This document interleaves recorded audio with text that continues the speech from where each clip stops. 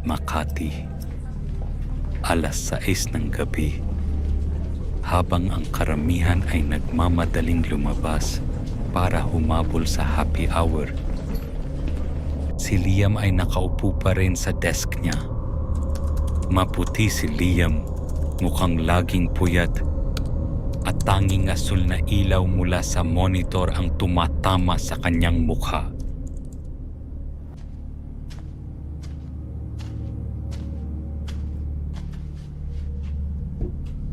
Liam, uwian na pre.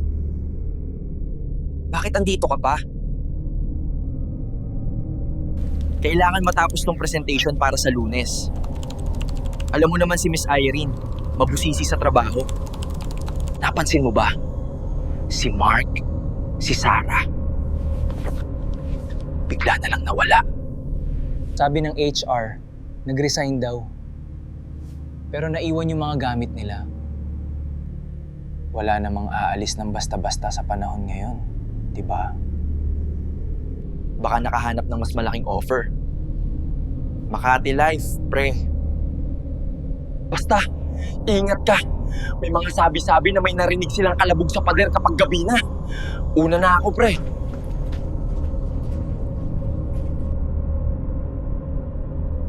Naging tahimik ang opisina. Maya-maya, narinig ni Liam ang mahinang tunog ng sapatos nito. Si Miss Irene.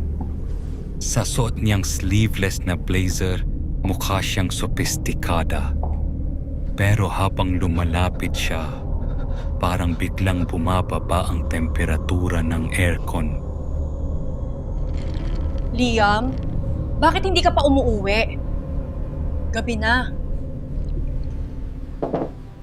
Gusto ko lang pong matapos to, Miss Irene. Para wala na akong iisipin sa weekend. Huwag kang magtatagal dito pagkalampas ng hating gabi. Ang building ito, hindi ito ligtas para sa mga katulad mo. Bakit po? May magnanakaw ba? Higit pa doon. Liam, seryoso ako. Iligpit mo na ang gamit mo. Ngayon na! Paalis na sana si Liam. Nang makarinig siya ng malakas na kalabog mula sa conference room, akala niya ay si Miss Irene lang iyon. Pero nakita niya si Miss Irene sa dulo ng hallway, nakatayo at takot na nakatingin sa pinto ng kwarto.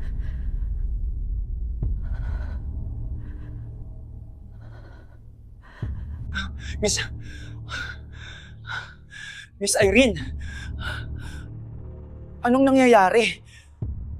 Huwag kang lalapit, Liam! Biglang bumukas ang pinto. Isang maitim na anino, sobrang haba ng mga kamay at paa, ang gumagapang palabas mula sa kisame. Ito ang The Shadow, ang nilalang na kumakain sa mga nawawalang empleyado.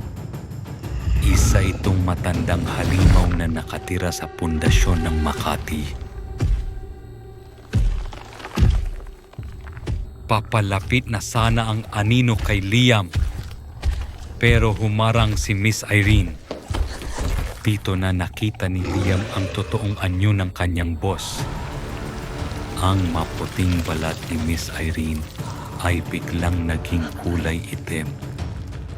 Ang kanyang likod ay bumuka at lumabas ang malalaking pakpak na parang paniki. Ang kanyang dila ay bigla ring humaba.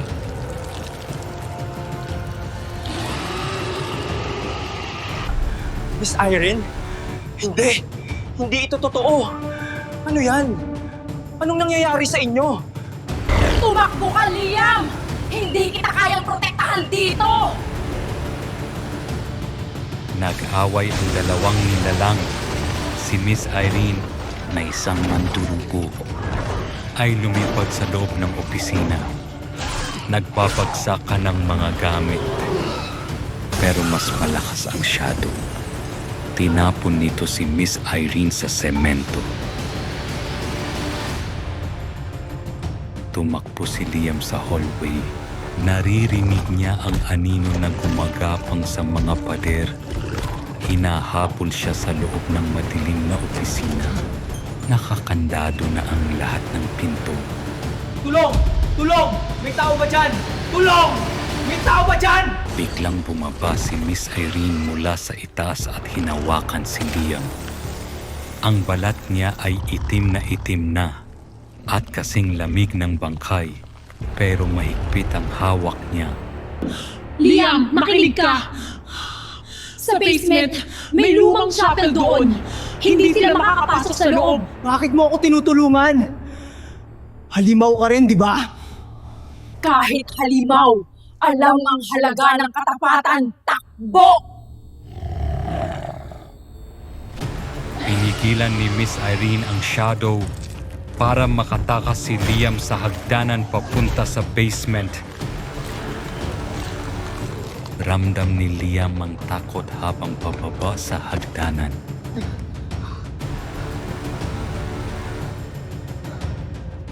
Pagdating sa basement, hinarap ni Miss Irene ang anino sa huling pagkakataon para bigyan ng oras si Liam.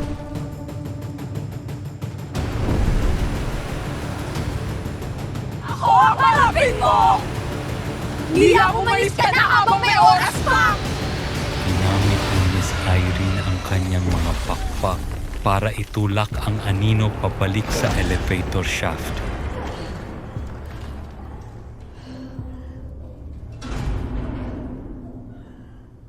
Isang malakas na tili ang narinig ni Liam bago siya tuluyang nakapasok sa loob ng chapel. Doon, tumahimik ang paligid. Umaga na, nakatulog si Liam sa sahig ng chapel. Nang lumabas siya, maayos na ang opisina. Walang bakas ng labanan. Pag-akyat niya sa ika-24 na floor, nakita niya si Miss Irene sa desk nito. Maganda, maputi ang balat at naka-sleeveless na dress. Late ka na, Liam. Sabi ko sa'yo, masama ang overtime sa kalusugan. Magre-resign na po ako. Ngayon din! Sige, pero bago ka umalis, tapusin mo muna ang trabaho mo. Maliwanag? Lumingon si Liam sa salamin. Nakita niya si Miss Irene na umiinom sa baso, pero hindi kape ang laman kundi dugo. At sa sarili niyang leeg, may 2 maliliit na sugat. Hindi lang siya niligtas ni Miss Irene. Kinuha na siya nito bilang pag-aari. Kita tayo bukas, Liam. Huwag kang mawawala.